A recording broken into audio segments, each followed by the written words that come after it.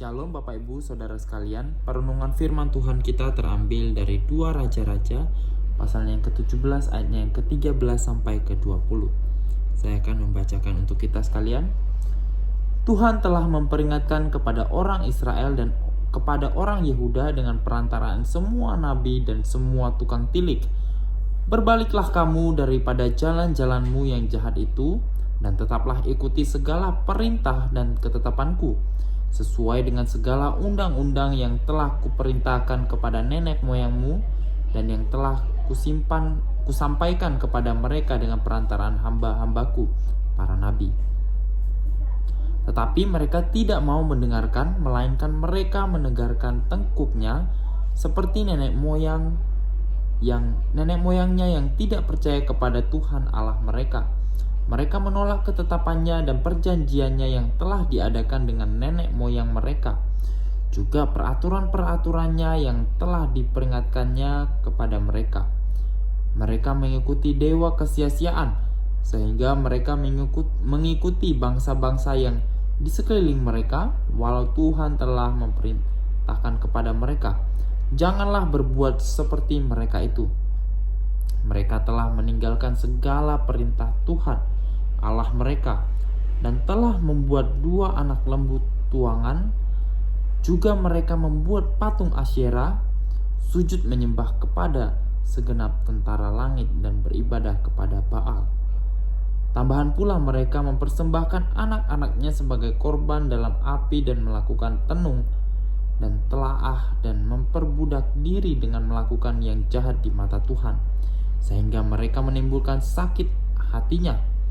Sebab itu Tuhan sangat murka kepada Israel dan menjauhkan mereka dari hadapannya. Tidak ada yang tinggal kecuali suku Yehuda saja.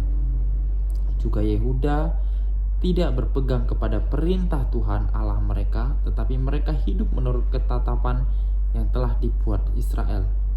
Jadi Tuhan menolak segenap keturunan Israel. Ia menindas mereka dan menyerahkan mereka ke dalam tangan perampok-perampok, sampai habis mereka dibuangnya di hadapannya. Bapak Ibu Saudara sekalian, perenungan firman Tuhan kita pada hari ini, kita akan bersama membicarakan tentang kejatuhan Israel Utara. Mungkin di antara kita, Bapak Ibu Saudara, pernah mendengar sebuah istilah tentang peraturan, bahwa ada yang mengatakan aturan itu dibuat ya untuk dilanggar.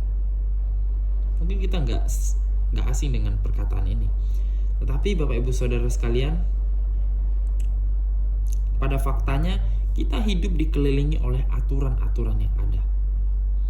Kita tidak bisa lepas dari yang namanya aturan. Ketika kita di sekolah, kita ada aturannya sendiri di sekolah. Ada aturan yang harus kita taati. Kemudian ketika kita bekerja, ada SOP-nya, ada peraturan-peraturan perusahaan yang harus kita taati, baik secara tertulis maupun secara tidak tertulis.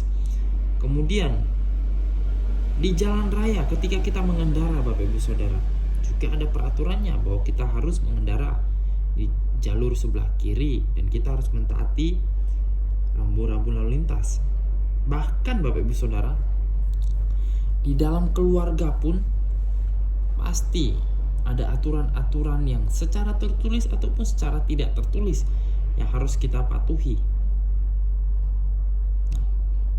Tapi Bapak Ibu sekalian, tidak jarang setiap kita ketika kita bertemu dengan aturan-aturan yang menurut kita tidak masuk akal, peraturan-peraturan yang menurut kita seperti peraturan yang aneh, peraturan yang konyol, sehingga yang kita lakukan adalah kita memutuskan untuk tidak mentaatinya.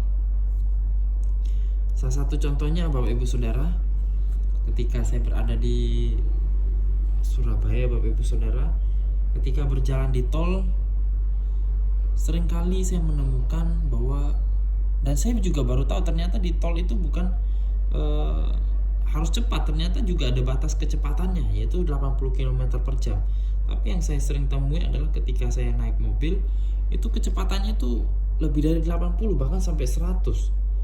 Nah itu Bapak Ibu Saudara sekalian, ternyata saya baru tahu bahwa kecepatan maksimalnya itu adalah 80. Nah, Sehingga Bapak Ibu Saudara sekalian perlu disadari bahwa peraturan yang dibuat itu fungsinya itu untuk menjaga supaya para pengemudi itu dapat terjaga keselamatannya. Ketika semua orang menjalani peraturan itu di jalan raya, semuanya dapat berjalan dengan baik. Semuanya dapat, ketika mentaati peraturan, diharapkan semuanya dapat selamat sampai dengan tujuan. Tapi kebanyakan pengemudi malah justru tidak mentaatinya dan berusaha untuk secepat mungkin. Nah, Bapak Ibu Saudara, berbicara tentang ketidaktaatan, di dalam Alkitab juga menceritakan bahwa Israel itu sering sekali melakukan yang namanya ketidaktaatan. Bangsa Israel, bahkan bangsa Israel itu dikatakan mereka adalah umat yang sudah dipilih Allah, umat yang dikhususkan, dipilih secara khusus oleh Allah. Yang dipilih Allah saja Bapak Ibu Saudara sekalian masih bisa tidak taat. Karena seharusnya Bapak Ibu Saudara sekalian, mereka adalah umat pilihan Allah yang seharusnya hidup mereka itu hidup di bawah aturan Allah. Namun yang seringkali mereka lakukan adalah mereka memilih untuk memberontak. Gak hanya sekali Bapak Ibu Saudara, tetapi berulang-ulang kali mereka lakukan. Berulang-ulang kali mereka tidak mentaati apa yang Allah perintahkan kepada setiap mereka. Setiap pelanggaran terhadap apa yang Tuhan telah sampaikan kepada mereka, pada akhirnya malah membawa mereka kepada konsekuensi yang begitu berat. Tetapi itu tidak membuat mereka jerah. Mereka malah justru mengulang-ulangi hal yang sama. Sehingga ketika mereka di padang gurun, mereka diputar-putar di tengah padang gurun itu selama 40 tahun. Dan mereka dikalahkan oleh bangsa-bangsa lain. Nah, meskipun demikian Bapak Ibu Saudara, Allah Israel dan Allah kita adalah Allah yang begitu setia, Allah yang begitu mengasihi setiap kita, Allah yang begitu mengasihi bangsa Israel, sehingga berulang kali bangsa Israel melakukan kesalahan, berulang kali bangsa Israel menjadi orang-orang yang tidak taat. Allah tetap mengampuni mereka, dan Allah mengutus umatnya, mengutus utusannya untuk menyelamatkan bangsa Israel. Bapak Ibu Saudara, sekalipun menyadari konsekuensi yang harus dihadapi ketika melanggar aturan Allah, kita tahu bahwa bangsa Israel itu tetap memilih untuk melakukannya. Mereka mengulangi kesalahan-kesalahan yang sama. Bahkan bangsa Israel menjadi semakin jahat hari demi hari. Puncak kegagalan bangsa Israel dalam mentaati